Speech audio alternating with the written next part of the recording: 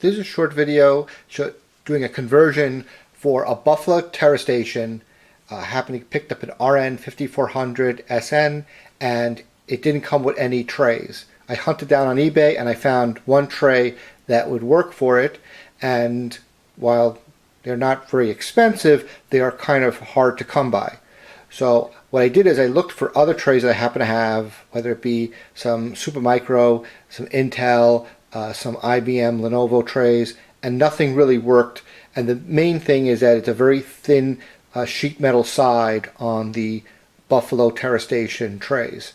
So hunted for some tray that looked similar to it, and I found the DELL Poweredge, the F463 caddy, and it looked very similar in the sheet metal. So I ordered two for $9, and then I started to figure out how do I convert that DELL tray to work on the Buffalo Terra Station. Now there's two things about the Buffalo Terra Station, is that one, the tray is shorter than where the SATA connectors are, and you can see on this image here that that's the tray line of the Terra Station standard tray. And while you can cut the tray off directly on that line and it would basically work, I wanted to have some more flexibility of being able to use either the 3.5-inch drive, which is normal, or since these trays can also support 2.5-inch drives, I wanted to keep the whole pattern for the 2.5-inch drive. So if I decided to use that 2.5-inch drives, or like I said, just an SSD on it, I had that flexibility. Now, if you want to make life easy, then there's only two things to do. One is to cut off the side of the tray.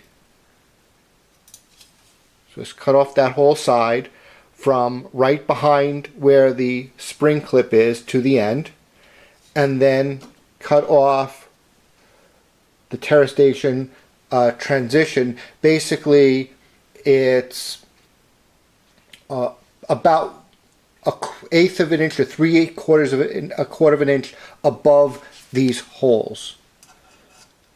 It's not super have to be super precise because there's really nothing in its way, but if you cut about there and cut that, it will slide into the Buffalo Terra Station.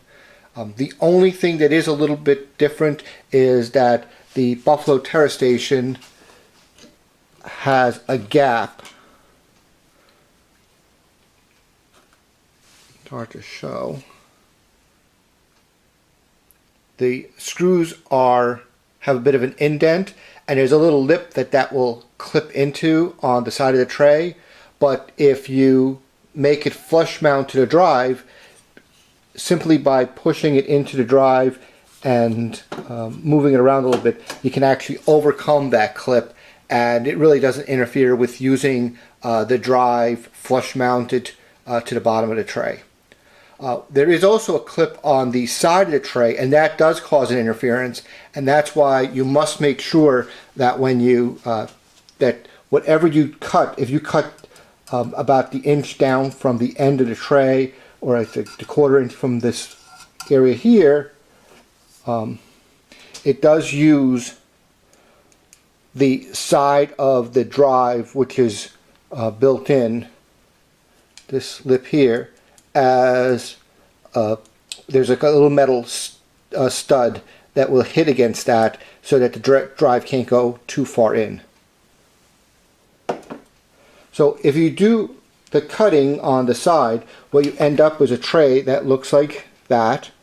So the flush mount here, but you have the holes for both the 2.5-inch and a 3.5-inch drive. You cut off the part of the tray, and this was cut off with a Dremel, with a rotary, with a round cutoff blade, the 1-inch blades. I went through about 4 of them. By the time this was done, it was wear and tear. It creates it just eats through the cutoff wheels. Go slow, and they won't break. Cuts this off, and then on this side, I had to cut down until I cleared the side of the disk drive. Now we're going to reassemble these.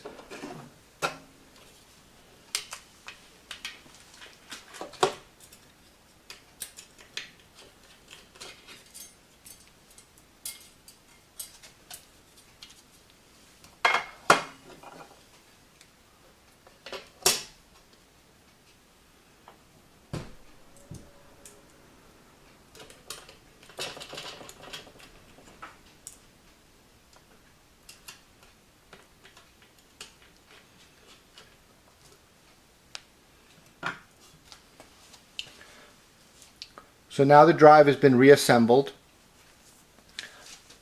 The metal has to clear the SATA drive connector. That's very important because the backplane has a plastic that closes around the SATA, the power, and the data connector.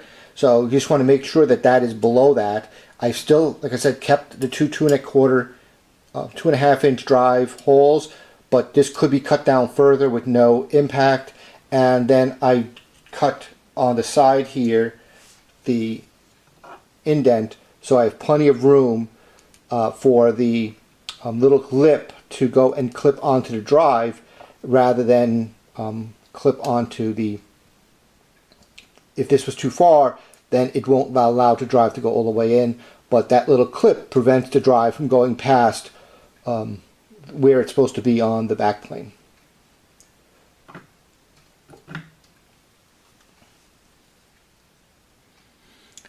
Now, once you actually assemble all this and then you put the drive in, you would have to make sure that when the drive slides in, you just fiddle around, because there's a little lip on the bottom of the drive that normally would catch the metal, the steel, because the drive is normally above the bottom of the tray.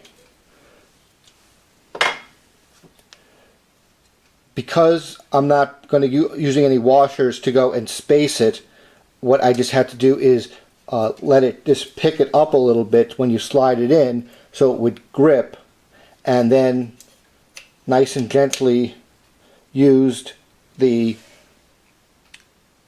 tray, the little clip that's on the tray itself, and just gripped or clipped it onto the metal frame of the rack, the 1U faceplate, rather than where the typical Buffalo drive would come in, whereas there's a square box and the clip goes in a little deeper, there's a little narrower than the DELL, and allows it to clip into this square box.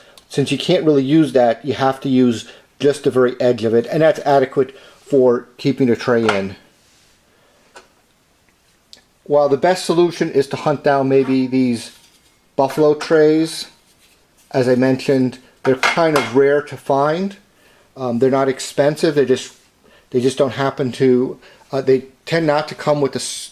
Most of the time, I've seen them not come with the server when the servers are going really inexpensive, and when you, but yet you can find these DELL Poweredge trays for anywhere from $7 with free shipping to $9 for 2 with free shipping, and that may solve your ability to be able to plug in a tray.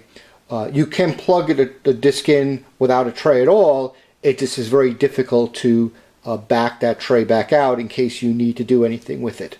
But being that these things aren't being popped in and out every single day, this would gives you the flexibility of having a tray in the front of the server. It also helps to restrict the amount of airflow to be more in line with what the server is supposed to be getting, rather than leaving the bays wide open. So you could even use them if you just need them for fillers. If you're not using the 4 bays, just use them like that. That's all for this video. I hope it helps somebody. This was some trial and error to figure this out, and just pass something along. Bye.